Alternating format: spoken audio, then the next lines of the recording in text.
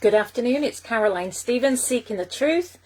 I've decided to do a second show this afternoon, so apologies for not mentioning it to anybody or posting about it on Facebook. Okay, so I'm going to look at the big C, cancer.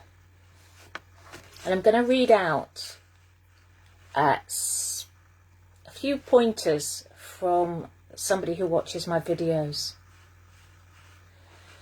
A cancer diagnosis comes into your life like a catastrophic tidal wave of fear.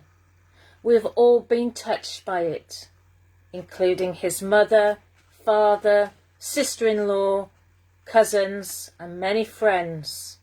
We cannot escape it. 1 minute you are at the doctor's getting something minor sorted out, and then the next moment you're told you have cancer.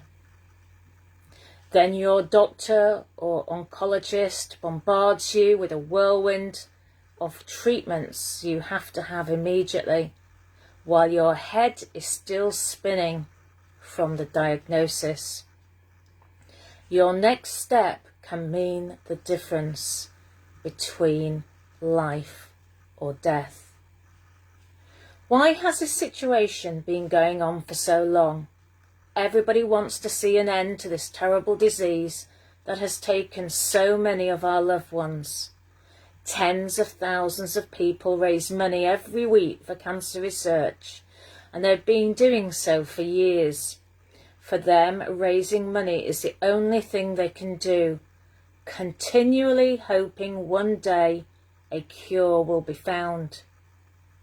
I remember President Nixon providing $1.2 billion to find a cure for cancer once and for all. Then Tony Blair and Bill Clinton did something similar. It seems that no amount of money will conquer it. Why has this disease eluded the scientific world for so long? And the situation is getting worse. In the 1930s, your chance of getting cancer was 1 in 30. The odds have gotten worse to the point where 1 in 2 of us have a chance of getting cancer. Why has the situation come about? And why have we been using the same treatments for the past 70 years? These are the questions to be answered in a later show. However, the person who wrote this, he says, I have conducted my own little survey amongst friends and family.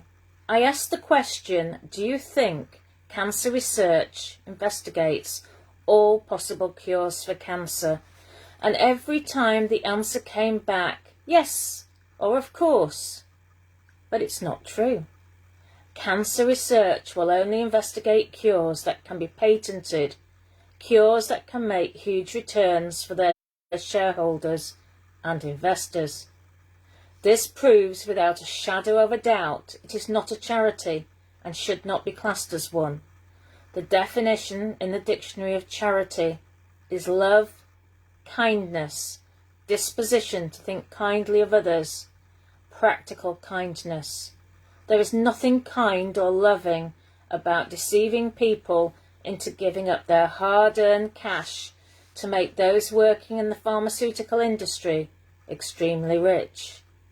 Leaving aside the financial rewards, what about the ethics of what they are doing? The pharmaceutical industry has knowingly suppressed natural cures for decades, and as a result, tens of thousands of people have died unnecessarily. Also, they can have a greater slice of the market. Human suffering does not enter into it. We need to look at how this situation has come about and allowed them to control the industry, how they've been allowed to control the situation for so long. Well, the answer is the Cancer Act, 1939. The Act still stands today, and it is still used by trading standards to prosecute individuals or companies that suggest or promote alternative cures. This gives cancer research carte blanche. This is some of the wording from the Act. No person shall take any part in the publication of any advertisement containing an offer to treat any person for cancer or to prescribe any remedy thereof. If any person contravenes any of the provisions of the foregoing subsection, he shall be liable for conviction, fine, or imprisonment. This archaic law is protecting cancer research and Big Pharma from any complementary or alternative cures, of which there are many. I'm just going to finish off with, because he sent me quite a few pages, basically says, when you start to run a charity like a business, it's probably because it is one. Let's go on now and examine the biggest charity in the world. Actually, it's registered as a limited company, and its directors and trustees are of limited liability, although it's referred to as a charity. So it says, let's take a look at how it's set up. So you've got Cancer Research UK, and then underneath you've got Cancer Research Technologies. Then underneath you've got over 30 different startup companies, and then underneath that you've got Cancer Research Technologies Incorporated. This is what I discovered after visiting the Charities Commission website and viewing the accounts of Cancer Research Technologies Limited at Company House. Donations to Cancer Research UK, or CRUK, amount to £635 million in 1 year alone. The lion's share gets passed on to Cancer Research Technologies Limited, a sister company for development and commercialisation. They set up starter companies, of which they have over 30. These companies develop licenses and patents, which are then sold to the sister company called Cancer Research Technologies Incorporated in America.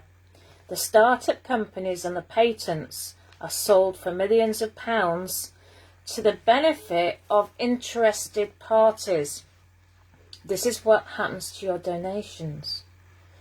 So the chief executive of Cancer Research is the recently knighted Harpal Kumar, salary $283,000, according to the person who wrote this. And he said the chief executive of Cancer Research Technologies is Sir Harpal Kumar, salary £208,000, plus pensions, and the researcher was unable to find out his salary from Cancer Research Technologies Inc. in America. I'll leave that with you, ladies and gentlemen. I think a lot of us have seen various exposés on cancer on social media. Why do people keep organising fundraising on this basis? Okay, thanks for watching and listening. Please do share. Goodbye for now.